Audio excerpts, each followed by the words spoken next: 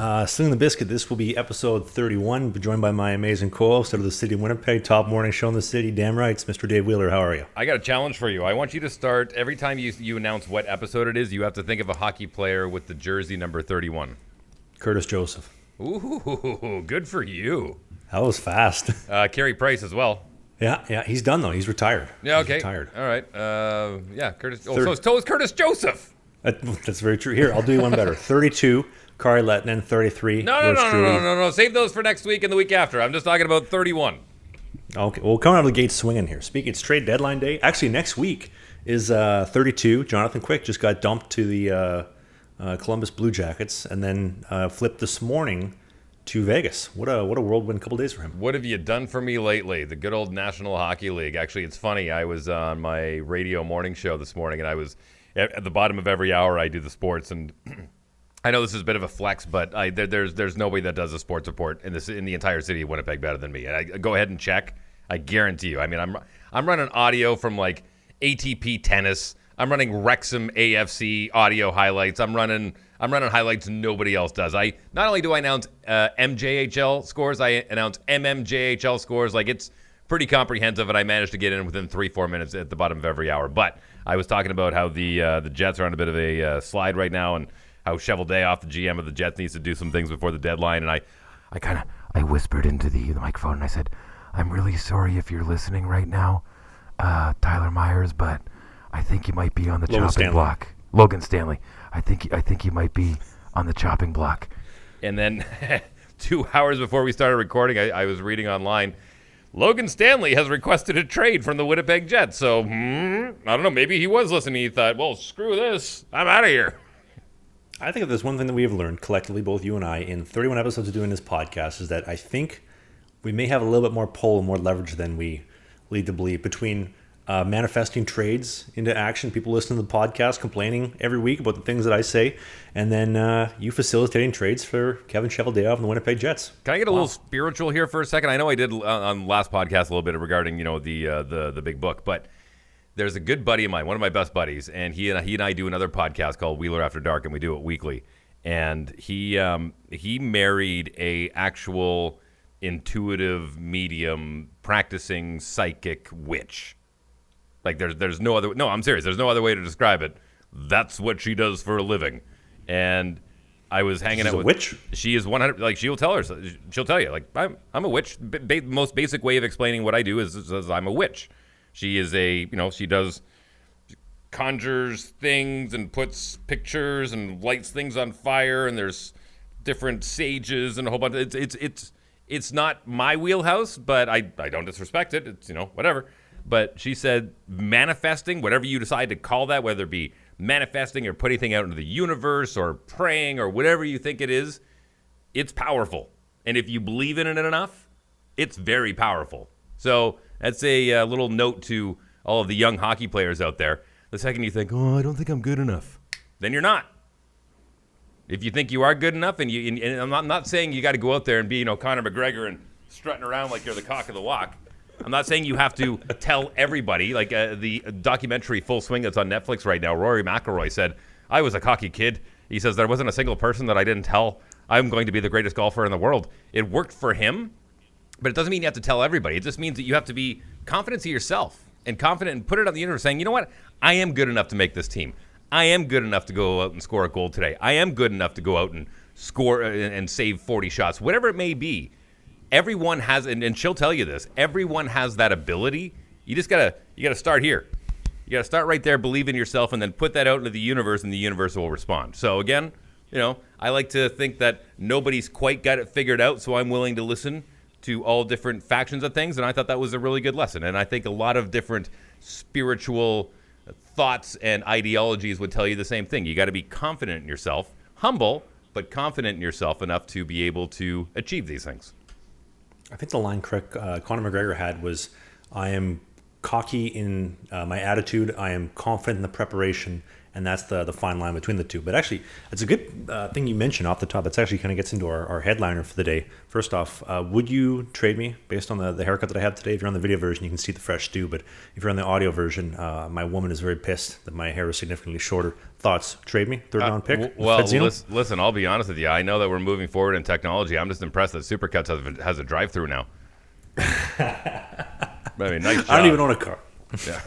Well, the fact that they were able to do it off the SkyTrain in Vancouver, that's even more impressive. I was just literally going to say, this is brand new, breaking news, new technology. They have the West Coast limo, SkyTrain as we call it here in Vancouver, and it just pulls right into the Supercuts, and as she's buzzing by Metrotown and 22nd Street Station, hang your head out the side and just hope it comes out even. And here we are, which is why I'm a little bit right side heavy on the fade. But do you like it? Hopefully.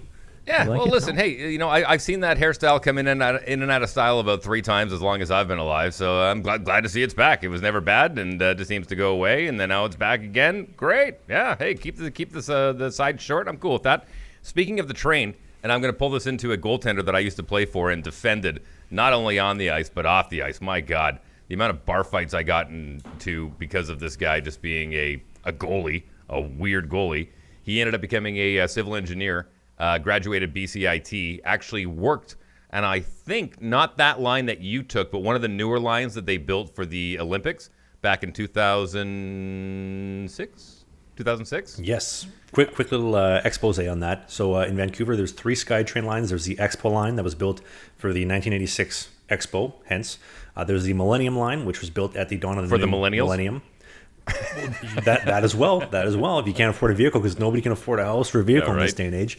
And finally, the Canada line, which is built specifically for the 2010 Olympics to take you all the way down from downtown to Richmond, which is cool. So big hockey fan, and actually resides out in Campbell River. He was the guy I was telling you about that owns the Tim Hortons out there in Campbell River. Darcy Purcell's his name. If anyone wants to, if anyone's out in Campbell River or anywhere out in the island, if you're in Comox and you want to take a drive, tell Darcy Purcell that the Slangin The Bizkit podcast said hello.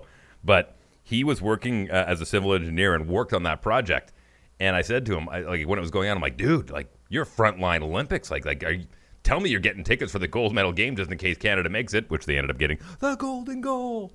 And he's like, nah, dude. He goes, as soon as the Olympics starts, he goes, I'm taking a 2-week vacation. I'm like, why? And he says, once you see the Olympics from my point of view, it's not about sport anymore. It's all about money. And I think that's very similar to the conversation that you and I have had about the business of hockey and the business of sport. And I think that was his, oh my God, this spoiled me on a moment, because he was kind of still living in that fantasy land of, oh my God, sports is the greatest, and it's just going out there and competing and being the best you possibly can, and it's still like the Olympics, like it was back in in Athens, Greece. And I think he realized that is a business as much as it is anything else. I could be wrong. This does maybe borderline on political, but I remember hearing that I think a month before the Olympics came to Vancouver in 2010, they cleared out all the homeless people from downtown, all the tent cities, all the shelters. They moved them on out, I believe, to Surrey. So about an hour-ish drive away. Yeah. Got them out of downtown. Hey, look at how clean our downtown is. And now obviously they've made their way back, stronger than ever before. But I had heard something similar, and it's nothing new. And I'll piggyback on that with the story. But what I had heard of what they did in Van was they went around like door to door, or tent to tent down on East Hastings, and they're like, hey, where are you from originally? Like, where's your home? And they're like, Regina. They're like, you know what? Why don't you go visit your family? Here's a bus ticket to Regina. And they're like, sweet. I'm going to go hawk this and see if I can get some more drugs. It's currency. Free bus ticket. Sweet. What they did in Brazil when it was in Rio de Janeiro, the Summer Olympics, they actually built a wall. I'm talking like a 20-foot wall from the airport to where you'd have to get to the athletes' village or any of the Olympic events. So, and on the other side of that wall was the worst of the worst when it came to homelessness, and they didn't want any visitors from around the world seeing that. I'm not saying they spent Donald Trump money on a wall, but they spent a good amount of money to make sure that stuff was very much away from the public eye, and especially journalists. That's interesting. We're going to build a wall, but you're going to pay for it. Yeah. By the way. Tab will be waiting for you. Don't forget to tip your server. Speaking of money, when there was one note last week, I missed an amazing opportunity to make a potential hilarious connection. We talked about Connor Hellebuck saving the Winnipeg Jets. No decor. It's because he makes the Hellebucks. Hey. That is his responsibility to win games for the team. It's poor. Anyway, welcome to Slangin The Bizkit. This is going to be episode 31. If you're still listening somehow, we appreciate it. It's good to have you on board. This week's headliner, Fedzino. We got some Fedzino news as always. People ask me, why is it called the Fedzino? Have we talked about this before or no? Well, it's no different than, just to catch you up a little bit, hockey players love giving nicknames to absolutely everything.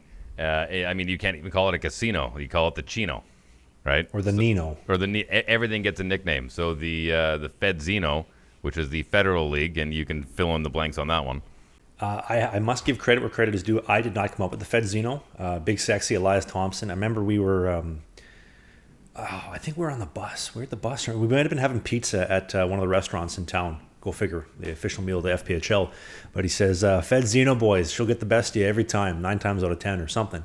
And then from there, it just stuck in my head. So Fedzino is credit to Big Sexy. I did not come up with that. I don't really know what it means, but Fedzino sounds good. Is Elias still with the Motor City Rockers? I can't see them getting rid of that guy. He's a pretty core piece of the puzzle.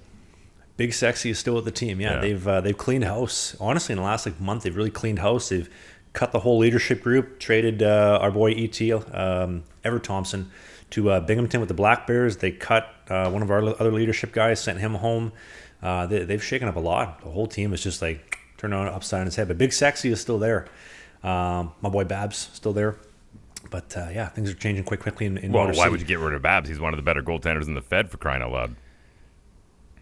Why don't we use that to get into the headliner for today? Because that was one thing that I did want to talk about was, last week's episode, we talked about how so far to date, I've had interest from one team in the Fed that wants to sign me first day of free agency when I become available. Another team that is interested in making me the highest paid goaltender in the league. And now Mr. Wheeler, remind me, why does somebody want to make me the highest paid goalie in the league? Am I the best goalie in the league? No. Far from it. You know what? Hella far from it. Can I give you a pitch when I tell people that don't listen to our podcast why they should listen to our podcast? Please do. Okay. So I say, if people are like, oh, so you're in radio. Well, that's fun. I'm like, yeah, I also podcast as well. I do a couple podcasts. I do one with my wife, my best buddy, who I mentioned earlier, the Sad Jaguar, and we do that weekly. And I do another one. It's a strictly hockey podcast, 95% of it, and then we talk a little bit of other stuff. I said, but it's this guy by the name of Travis Ridgen, who's from Winnipeg. And he had a average junior career. He had a below average college career. And at that point, 99% of guys, you can go ahead and smile, but this is the way I pitch it. And I hope I do you justice on this one, okay? I really do. 99% of guys are like, well, time to go hit working for Manitoba Hydro, or time to go start working at the plant in Syncrude, whatever it may be, whatever that job is, that's just the fallback. Travis said, you know what? I don't think I'm quite done playing yet. I think I really like what I do. And how can I figure out a way to keep doing what I do and support myself and possibly another human being that could be in my life and travel the world? And so what he did is he started vlogging his journey through not only junior hockey, but college hockey and all the way through for the past 6 years. And then thought, well, wow, some people are actually interested in this. And the editing is really good and the shots are really good. He bought a drone so we can get some nice overhead shots. And then he thought, wow, this is good. I really like this. And why not start a podcast? So he did a podcast for a season and it did okay. And then you and I started chatting. Turns out you and I were fans of each other with unbeknownst of each other and just kind of connected. And you invited me on to be a guest host a couple times, and here we are 31 episodes in. But I believe me when I tell you, man, like I pump your tires more than you probably deserve. But and the reason why is I think more players and more people just in general need to figure it out. If there's something that you really love to do, then just figure it out. I mean, because do you love doing YouTube? Do you love editing video? Yeah, I'm sure you like it, but you love playing hockey, and one serves the other one. Right? So exactly. I love both. I love both. Like it's like my purpose in life, it feels like. So the fact that you still get to do what you love to do, which is go out and play hockey and do the thing that you've been doing since you were a kid and play goaltender and share behind the scenes moments weekly with your fans. By the way, that that video that you did last week, the 20 minutes of basically like, here's how I traveled from here to Gothenburg, to Vancouver, to Montreal, to Edmonton, to Calgary, to Winnipeg, then back and forth. Absolutely incredible, to the point where even on my morning show, my co-host Tyler Carr has one of the most incredible Aprils in any radio person's career coming up. And I got you a job, by the way. I got you a job. I don't know if you listen to the podcast or not, but I got you a job. I said, I want you to film all of it, and then we're going to give it all to Travis, and he's going to edit it, and we're going to put it up as like a 20-minute vlog the entire month of April, because he's flying to Orlando with Dreams Take Flight. He's going to take a whole bunch of sick kids down for the day to go to Disney World, and they're going to fly back and be back in their own beds that night. He's going to Super Nintendo World. He's hosting the Winnipeg Nightlife Gala Awards. He's got so many amazing things going on. I thought that needs to be documented. So as soon as I get it approved, the boss should be paying you about $2.50 an hour. So good luck. It's more than what the Motor City Rockers are paying me. Can I say that? I'm still under contract technically. I don't know if I should have said that, but hey, for the record, I wanted to frame my first check that I ever made in radio, but I couldn't afford the frame, so I just cashed it. And my first job in radio, working probably about, no word of a lie, 60 to 70 hours a week, was $320 for the entire, for 2 weeks. For 2 weeks. That's gone up though since then. If you would have held on to the money, it would have gone up in value. Maybe it would have gone up, then it would have came right back down. I don't know where to begin on that. There's a couple points. First off, the hockey feeds the YouTube. Now, do I make my full-time income off of playing hockey? No, I make my full-time income off of playing hockey, filming it and sharing it online, right, monetizing it, turning it into a podcast, which, like this podcast makes more than, I make in the FPHL. Like I make $500 a month when I'm playing during the season. Like it's nothing. The YouTube and the podcast are what keep me afloat, keep the lights on, keep food in my belly, and keep this podcast going. But it didn't start off like I saw it as an opportunity to make money and keep playing hockey. I have this idea to help people with reviews of equipment.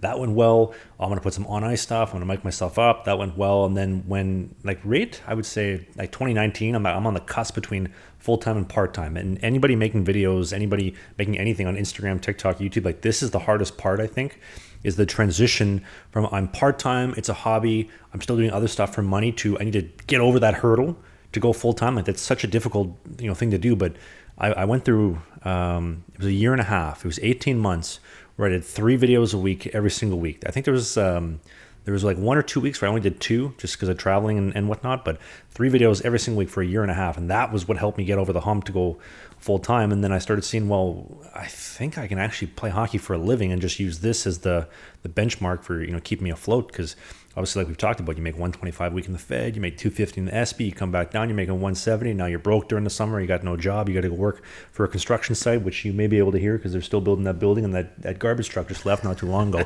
By the way, 1 cup stuck in the bottom of that can with a piece of gum, and he's just shaking it like it's nobody's. Anyway, if you listen to last week's episode, you know what I'm talking about. Out of curiosity, really quickly, on that note, and I don't want to forget, it's the only reason why I'm cutting you off, but I know pro golfers, I'm talking club pros, who will claim EI over the winter. Is that not a thing for Canadian hockey players or hockey players in general when you're not playing? Can you claim EI as long as you're paying taxes? That's a good question. I don't know. I've never claimed EI before. I never asked the guys about that. There's only 2. Well, there's me, Ian White, and then another guy, Tommy Cardinal. Shout out to him. He's from Montreal, Quebec. Only 3 Canadians on the team, so I never really asked anybody else about that. The rest of the guys, they work summer jobs, coaching, construction, you name it. They do that. Nobody seems to really want to go on EI. So that's set up. I'd love to see a guy like Pierre-Luc Dubois going, so I'm not working this summer. Might as well apply for EI. Is it true that I can get 65% of my paycheck? No, sir. You make $2.8 million a year. No, we can't pay. Oh, what is the maximum? Probably about $32,000 a year. Nah, that's okay. You keep that. I can see that happening too. That's hilarious. But back to the one point that we talked about was teams aren't interested in me because I'm the best goalie in the Fed. I'm far from it. It's because I show up and people come to the rink and people are interested and people want to come see this traveling circus, shall we say, which we've described it as before. Do I have aspirations to be the best goalie in the league? Absolutely. I said this before and I'll say this again. Of all the goalies in the Fed, I think that Trevor Babs, our boy, is the best goalie in the Fed. Now, I don't want to disrespect Brian Wilson in Danbury. He's played legitimate AHL minutes in the American Hockey League, and he's playing in the Fed now. So I don't want to do him a disrespect, but I have not seen him on a day-to-day basis. I've talked to Willie a couple times, nice guy, but I have seen what Babs does day in, day out, practice, 5 practices a week, on the road, on the bus, game. Like, I don't want to say Babs is like my idol, but he's a guy that I look up to, and I say, like, that's what I need to do. That's what I want to be. And I've seen what goes into it. So I have this idea in my head of, okay, if I want to get to that level, I need to put XYZ into the equation. Like, first off, I need to get onto a team that's going to allow me to get on the ice when the puck drops. That's number one. That's the most important part. But second off, I need some seasoning to, like we talked about, apply my game to the North American style, get some confidence going. These guys are skilled guys. I know people like to chirp the Fed. Like, these guys are good. It's the 5th level of pro in North America. Yeah, people may sneeze at it and say, you know what, I make more money working 3 hours at McDonald's than you do in the FPHL. Well, guess what? This is the way that the business of hockey is, and these guys are seriously talented. They are, and I actually that reminds me of a good question, because at one point watching that vlog last week, I forgot that you had a cup of coffee in the senior league. Now, for those that don't understand, the Allen Cup is a yearly cup that's given out at, I think it's at least over 60 years old. I think I'm doing it discredit by saying that. But at one point, it was the second best trophy you could win in Canada outside of the Stanley Cup. And basically it was smaller towns, farm boys getting together, driving 45 minutes to an hour for games and whatnot. And it was guys that just had talent, and you were they called it senior hockey. So, there was guys that had, a good amount of games playing in the NHL that just went back to work on the farm and still wanted to compete. And you said that you played in the senior league for, I think I remember correctly, I wasn't cut. They just asked me to stop showing up. So the text that I got from the guy was, you can stop showing up. You don't have to come on Friday, by the way. We'll put a check in the mail for the gas money we owe you, but don't bother coming anymore. So out of curiosity, and I'll send a shout out to the Gladstone Lakers, who is probably, I've seen more senior league hockey games there just because of its proximity to Winnipeg and the amount of buddies I got there. But where would you rank senior hockey in comparison to the Fed?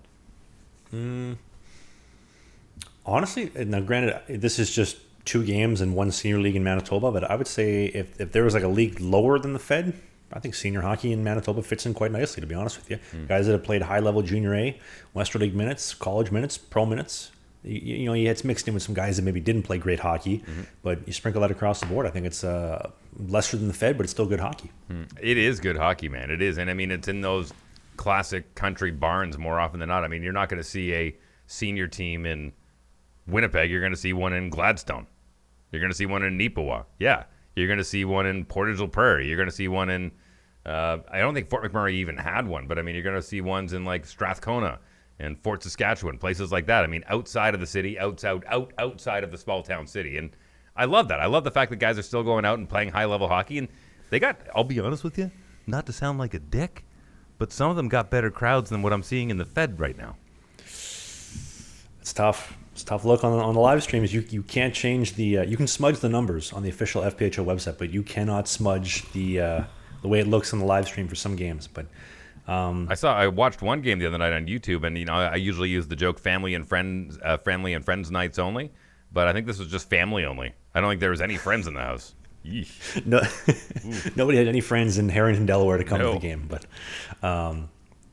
back to the point that I was making before was that I'm not the best goalie in the league by far. I've only played 44 minutes, 2 game appearances, no starts. I'm looking to crack that, pop that cherry, shall we say, and get some experience on the belt and prove that I can be the goalie that I think I can become. It's going to take a couple games, maybe 8 to 10 games, build some confidence, build a real good game plan, and showcase what I can do, finding a team that will allow me to come. But that's why teams are interested, is because of the traveling circus that brings people to the rink. Coaches, giving me shit for, talking to people outside the gates in Binghamton, but it's like those are the people that are paying the ticket prices for us to be in the arena having a job tonight.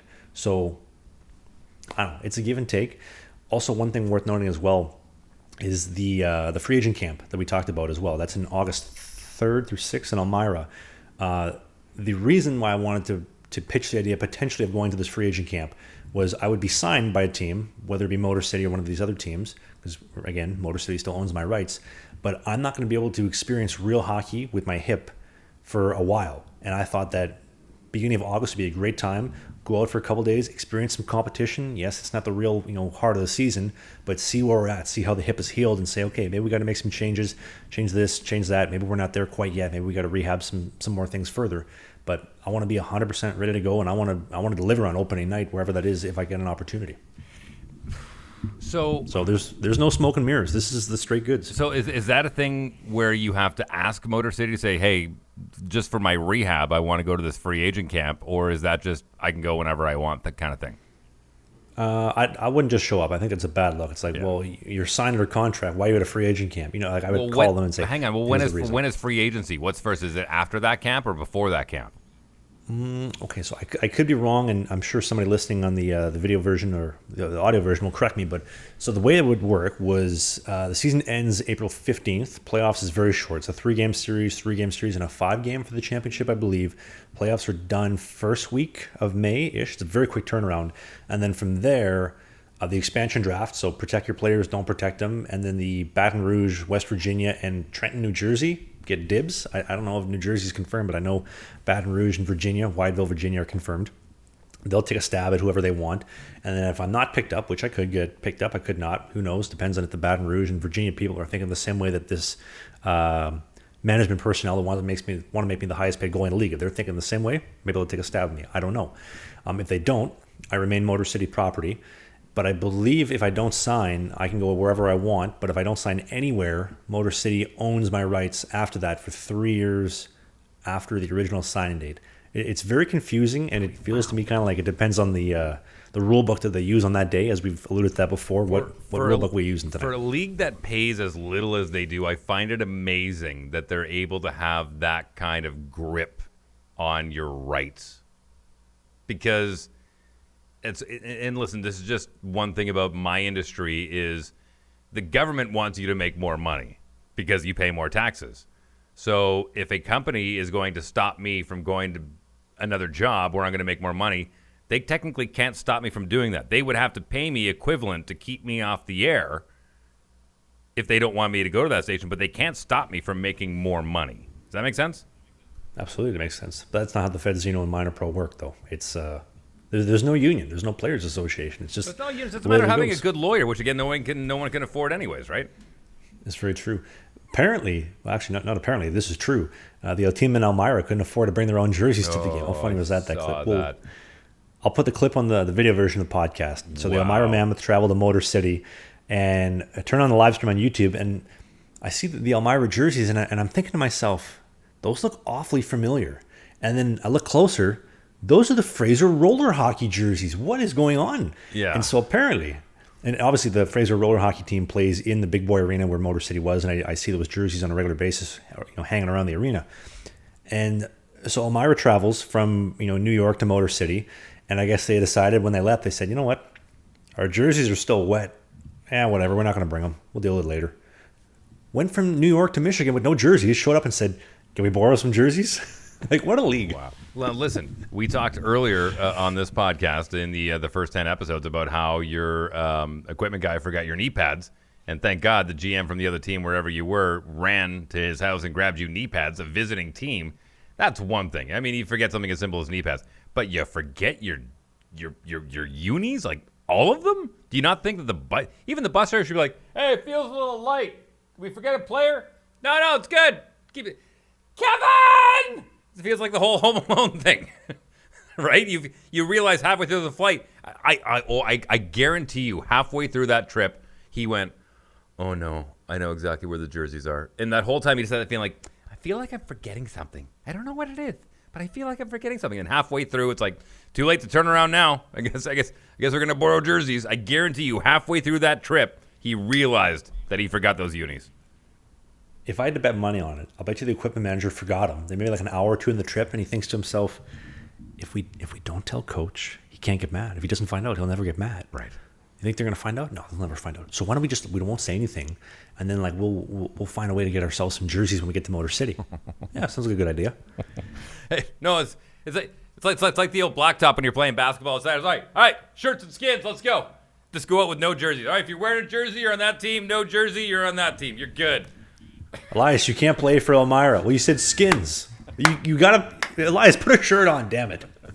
There's actually, I'm gonna give you a bit of a behind the scenes into a movie script that I've been working on for 15 years with one of my best buddies who used to play for the Manhattanville Valiants actually in Division III college, and he and I worked on this hockey script, and the pitch to Hollywood is it's necessary roughness on ice. I don't know if you remember that movie or not. Scott Bakula, he was a football player who was past his eligibility, but he had 1 year left, so he went and played with his team.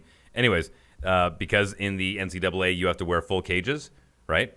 So he found a loophole where he just wore a kicker's bar right across here. He's like, that's NCAA approved. It's NCAA approved. I can wear this. And he got away, so we have one guy on the ice wearing a kicker's bar across his helmet from ear to ear.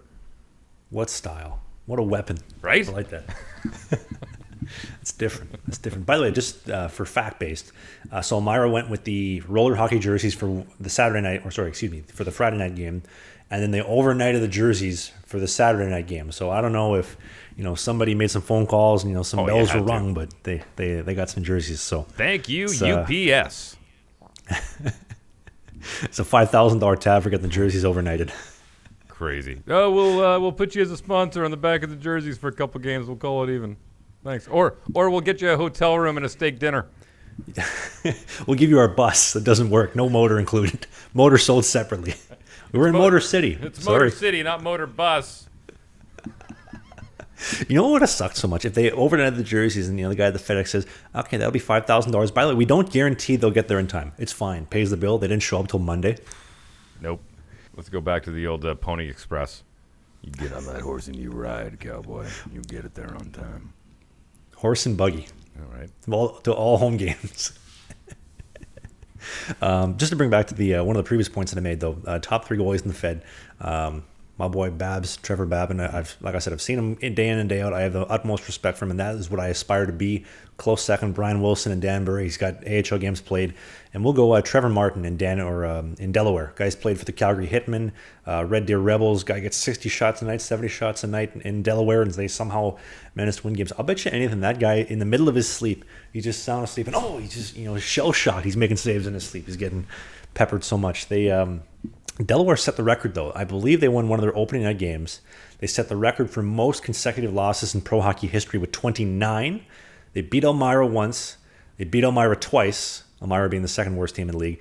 And then they beat Columbus, the top team in the league, with Trevor Martin making 60 saves, getting outshot 60-15 or whatever it was, and they ended up winning 4-3. So shout out to him. He's my third pick. As far as the rest go, I haven't seen everybody play in the Fedzino, but as far as 4 through however many goalies are in the league, they're interchangeable, just depending on different nights. I wish I could remember his name, but there was a guy who was like late 30s, had basically done what you were doing, just kind of grinding it out through the minors, and got a shot to play through a lot of injuries and ended up playing a game with the LA Kings. Do you remember this guy at all? Ooh. You know what I'm talking about? Yutaka Fukufuji? Nah, the name doesn't sound familiar. But anyways, the guy got one game, and it was just like, they're just like, wow, this is what perseverance and dedication pays off for. And it was like a big round of applause thing, and no one ever heard from him again. I can't even remember his name, but it was memorable to me because I just thought, you know what? You try hard enough and you never give up, and yeah, you'll get a cup of coffee. Why not? Like Forrest Gump once said, life's like a box of chocolates. You never know what you're going to get. By the way, I do have a bone to pick with that. You do know what's in the box of chocolates. If you flip it on the back side, it tells you exactly what's in the box. Yeah. So Forrest Gump was full of shit. Yeah. Depends on the box. And at the same time, you're looking at stuff going, what does Moon Rock Cadbury mean? I have no idea what that means. I sound like I'm from King of the Hill now. I don't know what that means. I ain't going to eat that. Yeah, you're making a mistake, Dave. You're forgetting it. It wouldn't be like that. It'd be more like this. It'd be like, Jenny, what's in the box? Well, what is in the box is a pair of Sheath Underwear from our presenting sponsor, the team of Sheath Underwear. What do you say, Dave? Go. And Jenny would love those underwear, believe me, because from what I hear, Forrest Gump not only ran long, he ran down too. Sheath Underwear. I'm actually wearing them right now. Let's see these. Wow. Right? There we go. Impressive. Yeah. And look how pale I am. from the winter vortex. Yeah, Sheath Underwear. I actually got my buddy Jaguar that I was talking about earlier because I got him onto the brand that we don't mention anymore. And he says, "Oh, those are a game changer." I'm like, "Okay, you're ready for the next level, man. You're ready to jump from the Fed to the SP to the EC now. These are the NHL right now. Like you're ready to make that jump." Sheath Underwear. It just compartmentalizes everything. Compartmentalizes everything, and it's nice. And it's you don't even feel like you have to do the old adjustment. By the way, there's always one thing that's always bothered me is like if a dude has to adjust like this, right? And they're like, "Oh my God, he was playing with himself." You know what women I've seen kind of do, like, "Oh, sorry, I got to adjust here real quick." No guy goes, "Oh my God, she was fondling herself." This avoids all of that. And they even have the bralettes for the ladies to make sure it stays right there all day long. For the boys, stays right there all day long. You don't have to worry about playing the old pocketbook like, yeah, hey, how's it going? Ooh, ooh. And give the little tug. No, you're good. You're set for the day. And the best part is, when you go to use the urinal, you don't have to take everything down. It's like the old tighty whities where it's got that little like cross beam where you can just kind of say woohoo, hello, and then put it right back in. It's perfect. It's like putting the goal from the hole. Sheath Underwear is nationally, and it is the best that it can get.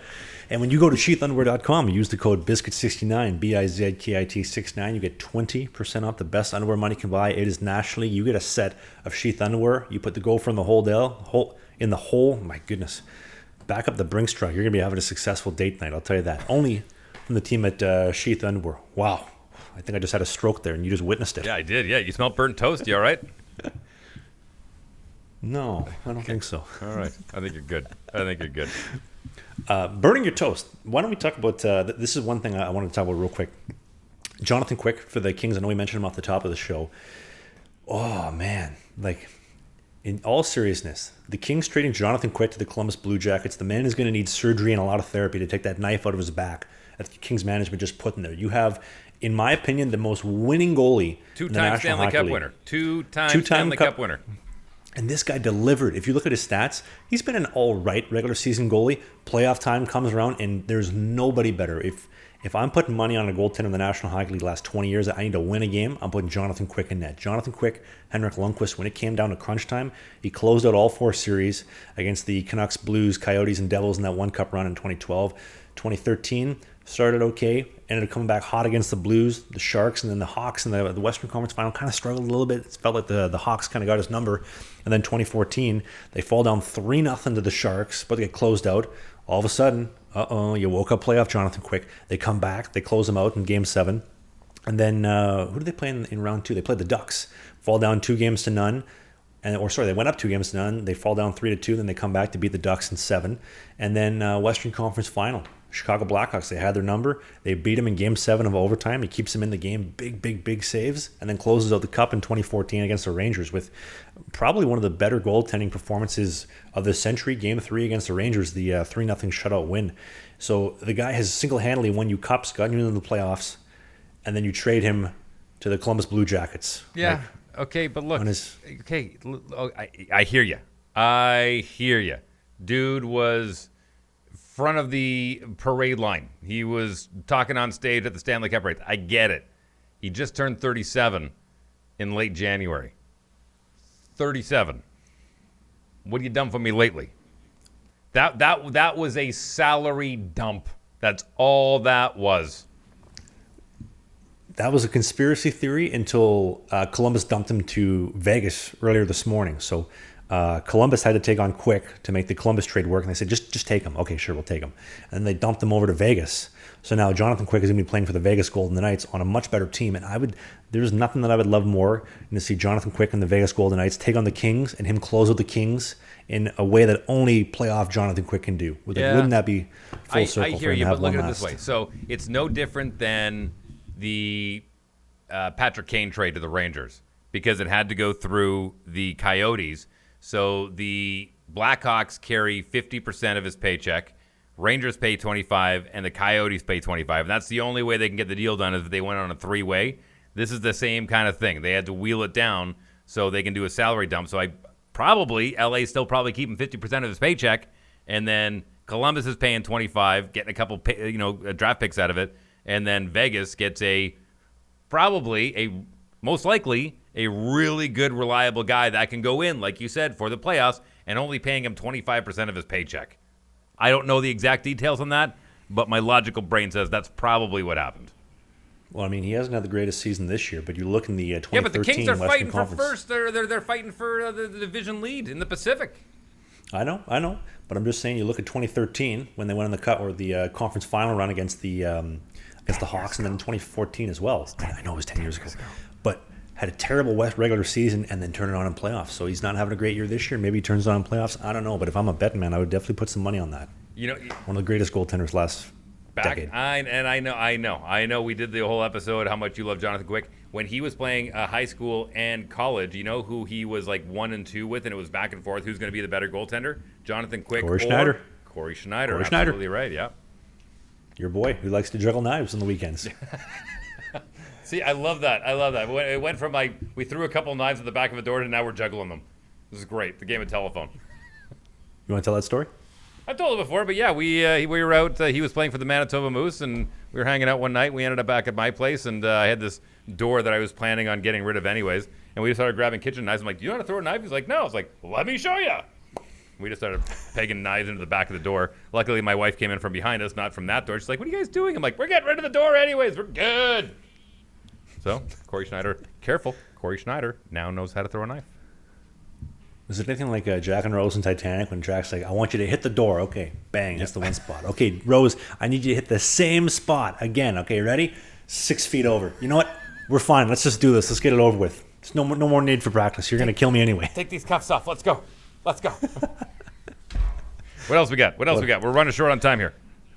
What do we got? We got a story about Dustin Byfuglien coming to camp for the Winnipeg Jets. I remember when he came in at, I think they weighed him in at 290. I was told by a goalie who was in the organization at the time. The Jets told him after the season, this was right after their playoff run the playoffs against the Ducks, said, Buff, you're 260. You got to come in a little bit lighter. Well, he came in at 320. He came in 320. The management said you need to lose some weight. He comes in at 320.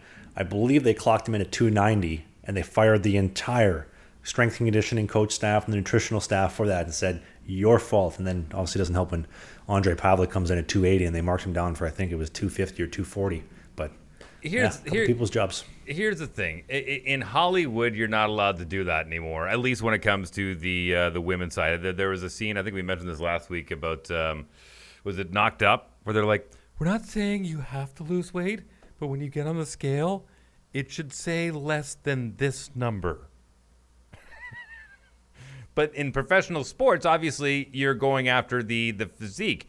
Now, when it came to Dustin Byfuglien, I don't think it mattered how much he weighed. I really don't think how much. His give a shit level didn't matter. It really didn't matter. He played so well. He could have played at 350, and he still would have dominated the game, and he still would have moved silky smooth out on the ice. He was just that good.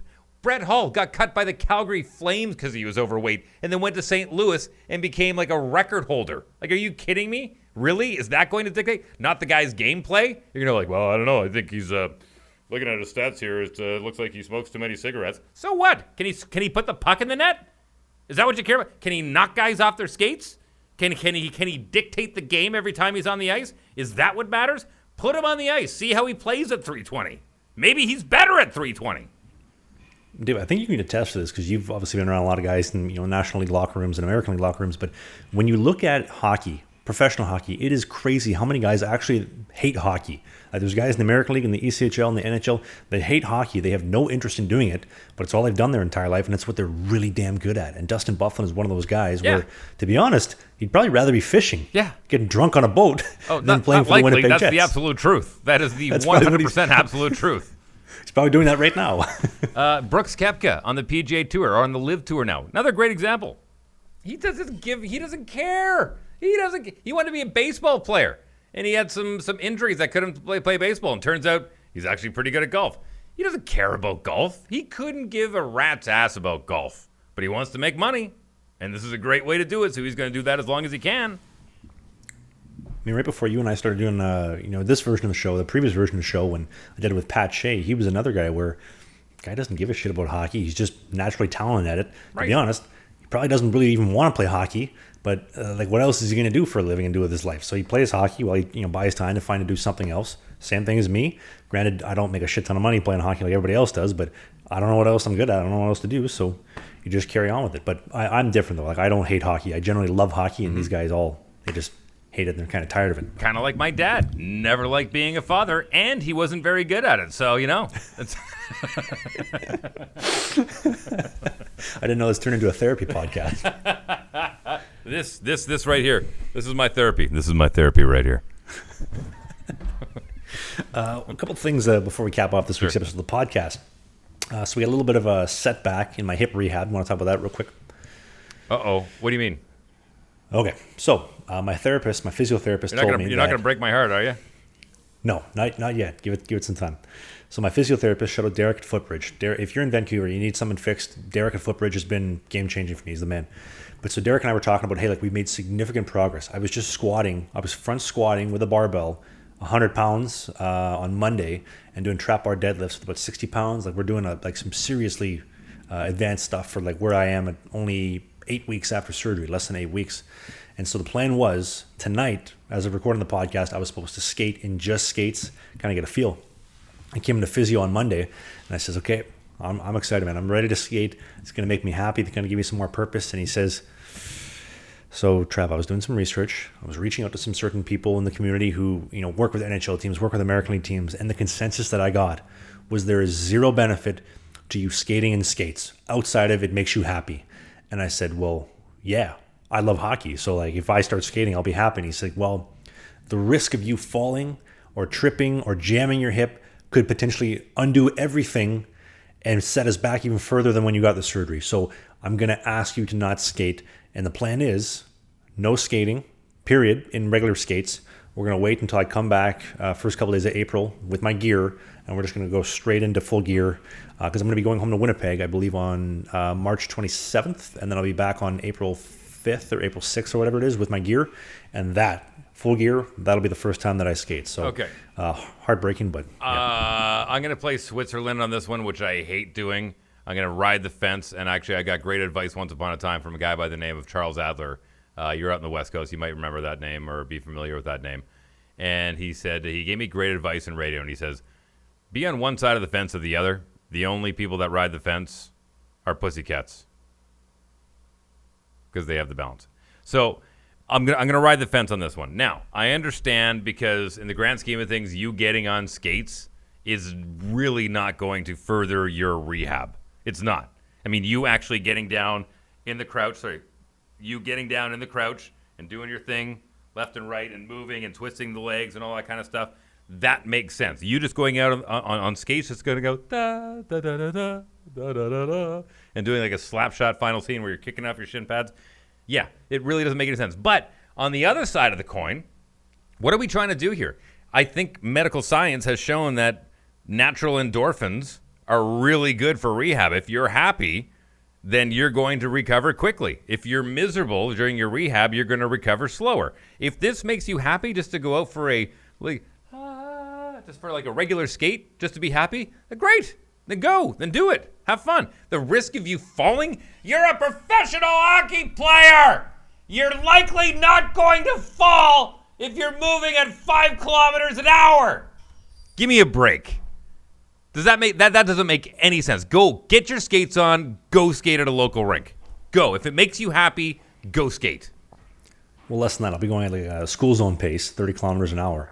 But I think, and this is just my opinion, I think that he sees like we've made so much progress. Like NHL guys, like elite level athletes, when they get surgery, if say they got the hip surgery on the same timeline I did, January 4th, they would expect them to be in full gear beginning of May, and then 100% back to action middle of June. And that's the timeline. But we are significantly ahead of schedule. So I think Derek sees that, and he says, if I let him get in the skates, he might slip up. Let's keep him hungry. Let's keep him nose to the grindstone. And then when he comes back, he's going to be even in better shape. Does that make you hungry? Does that keep your nose to the grindstone, or does it bum you out a little bit?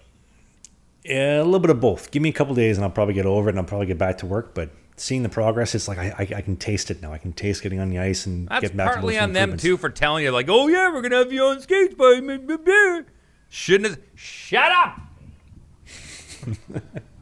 Hey, do you want to go over my surgery pictures? Can we on YouTube? Hell yeah, okay. I do. So a little disclaimer here. We're going to finish with this in the podcast. If you're on the video version, you're going to be able to see this. If you're on the audio version, you're just going to be able to hear this. Thank goodness.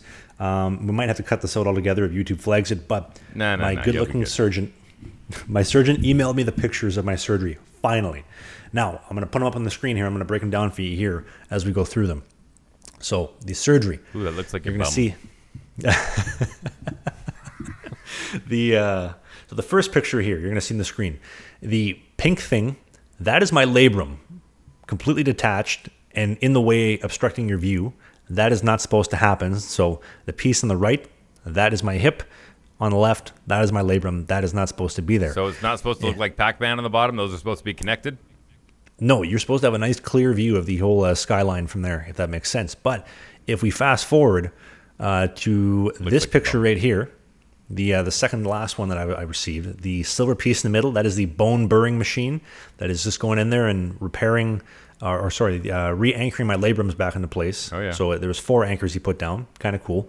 And then the final picture here, my labrum has been anchored back into place. We're ready to roll, and I can feel it to this day that it's not loose anymore. I remember the feeling before, and just this clamping feeling is gone. It's fantastic. Why does this all look like shots that the Mars rover took? I don't know. I guess in the medical field they haven't been able to afford better cameras. Just these little pencil neck cameras for the time being. These all look like NASA photos. Just saying. I took a walk into the dark side of the moon inside my hip. But this is fascinating. This is really cool. I know. I found it very, very cool as well. Yeah. Unfortunately, just hashtag NASA when you put it up on YouTube, and then they won't flag it. They're like, "Oh, those are planets. The pictures of planets. All good." It's a black hole. Yeah. Oh, it sure is. Apparently, my surgeon told me that when they were photographing, like taking off the actual bone growth, which was the major part of the surgery, they forgot to take pictures. So either they forgot to take pictures, somebody lost them, or he was just too busy and didn't feel like sending them. So I don't know. I would have liked to have seen that, but that's the best that I got. I'll try to find a way to put those in the vlog coming out very soon. But that's all I got for you for this week. So hopefully skating in full gear in less than a month from the time of this podcast going up, which would be great. I cannot wait for that. I got some new gear coming too on the way. I'll tell you right now, I got some new Warrior gear, which I'm really excited for. I got some custom G6 stuff. This is a little Fedzino Insight. So because the Fed is a Warrior league, we get Warrior pricing on, Fed pricing on Warrior gear. So I was thinking about ordering some new True gear that kind of like what I have already, but then I was like, well, why would I spend $4,000 on a set when I can get a set of Warrior for like $1,500? Like pad, glove, blocker, custom, done, faster wait time and everything. So I put in an order. You'll see on the screen here. This is my new set that should be coming shortly, maybe any day, any week. I don't know. They should be done very, very soon. And you'll see me wearing that hopefully when I start skating in a month. Outside of that, I give Warrior a lot of credit, man. They managed to poke their nose in and really kind of disrupt what Bauer and Coho and a lot of the other brands that were doing. Good for them. And they've managed to last. By the way, I would love a whole custom-made set of sticks. Thanks. Kirk, if you're listening, Wheels needs a stick. We can make something happen here, please. All right, I'm gonna save my rock and roll hockey story for next week. Remind me, it's a good one. We got time. We got a couple minutes left. We want to tell real quick. Forget. Always leave the audience wanting more. Okay. Well, on that note, speaking of wanting more, we will see you and we will give you more next Sunday at 11 a.m. Eastern. That is 10 in Winnipeg, 9 in Calgary, 8 in the West Coast. Slangin The Bizkit does a new episode every Sunday on the YouTube video version and on the Apple Spotify video version. If you're on the YouTube version, please hit the like button, leave a comment. We would love to talk to you. I know Dave doesn't do social media, but I reply to all the comments. Hit the subscribe button because I believe 60% of the people that listen to this podcast every week are not subscribed. So hit that button so you get notifications for all the clips that we post, as well as the full episodes. If you're on Apple or Spotify, leave a little review. Thanks for supporting this podcast. Shout out to the amazing team at Sheath Underwear for making this podcast possible. Code BISKIT69. We'll get you 20% off the best underwear money can buy. It is National League. And Mr. Dave Wheeler, oh my God, look at those guns. Look at those pythons he's flexing there. Absolute weapon. We'll see you next week.